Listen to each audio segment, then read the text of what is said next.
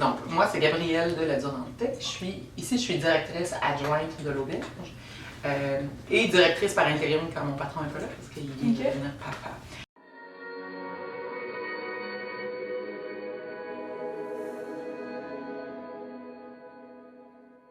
Qu'est-ce qu'on va faire? On va dans une auberge éco-responsable. Puis là, je pense qu'elle était au bout de la rue, là, fait qu'on s'en va là. On va rencontrer la directrice, c'est ça? Ouais.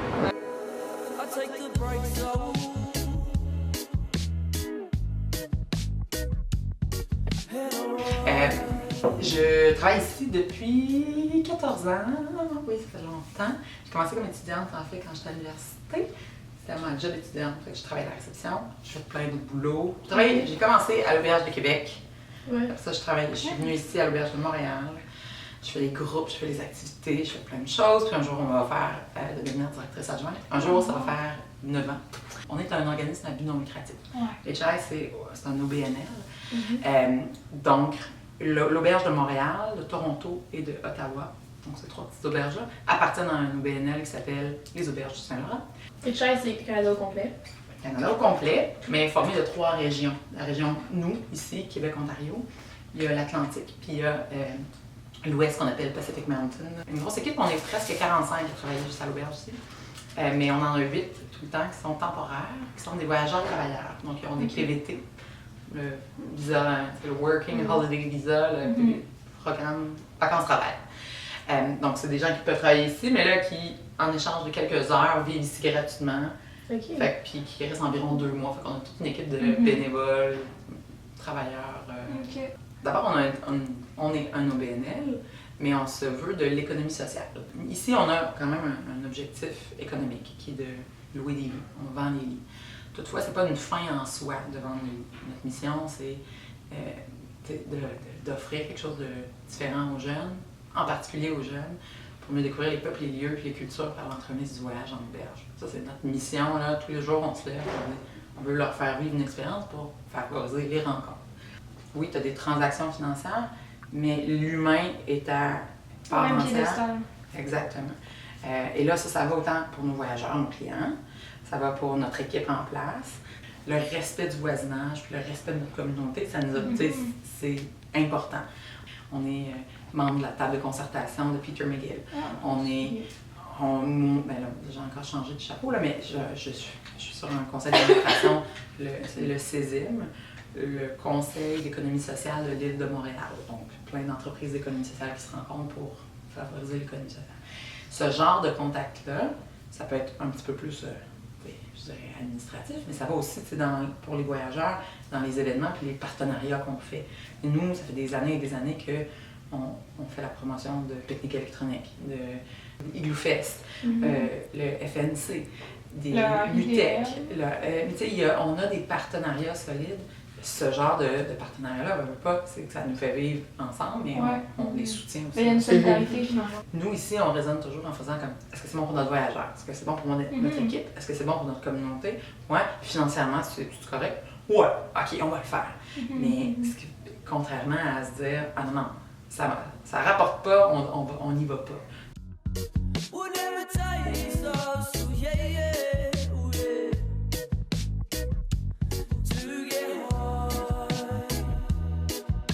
Je dirais qu'on n'avait pas on faisait plein de petites actions un peu plus éparses à la pièce, mais on n'avait pas un plan d'action extrêmement fort dans les dernières années.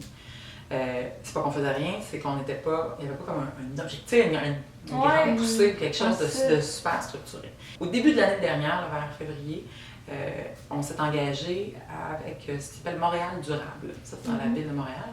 Ils ont un grand plan sur 5 ans pour faire des institutions montréalaises. D'abord publiques, donc tout ce qui est la ville de Montréal, puis tout ce qu'ils font, avoir des objectifs durables. Il y a plein de plans, ça, vous pouvez aller voir ça en ligne, là, c'est comme super détaillé. Il fallait que tu choisisses, disons, dans les 15 actions proposées par Montréal durable, que tu en aies comme, tu choisisses lesquelles toi t'adhérais. Donc, OK, donc il y en avait, nous, en réduction des déchets. Donc, on s'est engagé avec eux, puis là, Blandine, pour la nommer, qui travaille à Concertation Montréal, nous accompagne là-dedans pour voir notre cheminement puis s'assurer qu'on remplisse, qu'on atteigne nos objectifs. Et on est allé intensément, parce que on est allé brasser chaque membre de notre équipe en disant « Hey, qu'est-ce qu'on va faire? Qu'est-ce que tu peux faire? Repense à tout ce que tu fais, puis voici. » Je pense pas que c'est comme ça partout. Blandine m'expliquait, elle disait « Je rentre dans une caisse populaire, puis de juste leur dire de centraliser les achats, là, puis qu'ils pouvaient plus acheter le crayon bleu qu'ils aiment beaucoup, parce qu'il fallait centraliser l'achat. Là. Elle dit, il y en avait qui étaient en train de perdre conscience. Elle dit, c'est des petits pas de souris. Et là, on est vraiment vers la fin. Il nous reste 1 mois et demi, même pas, parce que c'est un plan qui se termine à la fin 2019. Puis en 1 an, ben, on a réussi à atteindre à peu près nos 5 objectifs. Cool. Parce qu'on est intense, on l'avait dit. Mais aussi parce que, comme Blandine me faisait remarquer, c'est qu'on faisait plein de petites actions à la pièce, qu'on a juste comme, enfin, structuré mon truc. Puis on les a classés, puis là, maintenant, on a pu en faire quelque chose de vraiment concret. Mais tu sais, celle qu'on a mis le plus de l'avant cette année, ben, c'est le fait qu'on a des abeilles maintenant. C'est une action qui est, bonne pour l'environnement parce que c'est pour la pollinisation, c'est pour la sauvegarde des abeilles. Et le miel qu'on a bien sûr produit, ben, il est sur le déjeuner, qui dit très bien qu'on est partenaire avec la BA, puis qui dit que c'est le miel le plus local que vous pourrez jamais trouver. Fait que c'est un produit hyper local, nano-local, qu'on propose. Donc, tu sais, c'est de la sensibilisation, c'est de l'ouverture. C'est comme, wow! Fait que je trouve que ça va dans notre volet un peu plus éducatif aussi. La réduction des déchets, l'approche vraiment économie sociale, puis est-ce que vous avez d'autres objectifs que vous avez mis? Tous les départements consomment, achètent, impriment des feuilles, utilisent une imprimante, un ordinateur. Ont besoin de plein. Fait que là, après ça, puis là, je parle vraiment de département plus, mais il y a tout ce qui est la maintenance, puis les rénaux. Là, nous autres, on rénove, là, c'est temps-ci. Et là, on s'est mis à réfléchir à tout ce qu'on faisait grâce à, on s'est fait Nicolas, mon patron, nous a créé une politique d'achat responsable et une grille d'achat. Donc, maintenant, on a passé chacun de nos fournisseurs, nos trucs en fonction d'une grille d'achat. Est-ce que c'est de l'économie sociale? Tu sais, c'est comme des questions comme ça. Est-ce que c'est une entreprise d'économie sociale? Est-ce que c'est une entreprise montréalaise? Est-ce que le produit est produit au Canada? Est-ce que le produit est produit à Montréal? Fait que, tu sais, puis là, on coche, mais tu sais aussi combien coûte le produit, tu sais. Parce que économie sociale, tu sais, il y a quand même tout ça aussi. Il y a le côté mais aussi. c'est ça. Est-ce qu'il est durable? Est-ce qu'il est très emballé? Mais tous nos produits sont repassés là-dedans. Pour centraliser nos achats puis les rendre mieux. Et c'est là qu'on, tu sais, il y a comme une réflexion de attends un petit peu. Pourquoi on a décidé de vendre ça? D'accord, que c'était pour un service. On a-tu vraiment besoin de ce service-là? Ben non, la pharmacie tout coin. Et on est allé réfléchir tout ce qu'on faisait, parce que des fois, c'est ça, on fait des choses, mais des années qu'on les fait. Puis c'est pas... On les questionne plus. Exactement. C'est pas est-ce que c'est bon ou c'est pas bon. Ça devient traditionnel. Exactement. Est-ce qu'on y a juste pensé ou pas?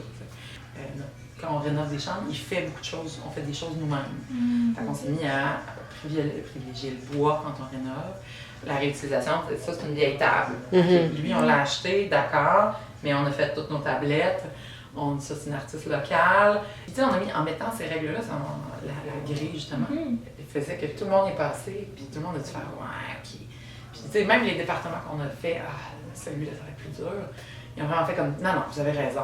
Et ça, OK, on va embarquer. Parce que, on avait tellement un plan qui était fort et dynamique et c'était moins comme à la pièce. Toutes nos décisions quotidiennes, toutes nos actions quotidiennes doivent être, de passer à travers ce screen-là de, c'est-tu durable, ça l'est pas.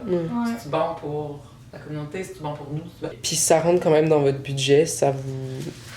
Ça a coûté cher quand même. On réduit, on imprime moins. On a arrêté d'imprimer, donc on imprime des 2 barres. Tu sais, il y a des choses comme ça, là. Tu as vraiment besoin d'imprimer cette feuille-là. Pense-y 2 fois. Le compost, nous, on paye pour avoir le service de Compost Montréal depuis des années. On l'a juste comme amélioré aussi grâce à l'accompagnement de Blandine. L'objectif, c'est toujours de réduire ce qui va aller au dépotoir chez nous. Fait que là, on a augmenté la visibilité du compost. On a même repensé à où tu mets le bac. Comment tu vas disposer tes contenants pour être sûr de privilégier toujours le compost. Mais on s'est dit, bon, on a un public international, donc il faut aller comment? Il faut aller avec des icônes. Mais on peut mettre des icônes de choses qui vont vraiment mettre. Fait qu'on a analysé le déjeuner, puis on a dit, OK, dans le déjeuner, alors, dans les icônes que j'ai besoin, j'ai besoin de coquilles d'œufs puis de pommes parce qu'on a ça sur le déjeuner. Tu sais, on est vraiment allé dans un visuel puis très très descriptif le plus possible, mais tu sais, là. On rénove le bâtiment tranquillement, on en prend soin, on beaucoup.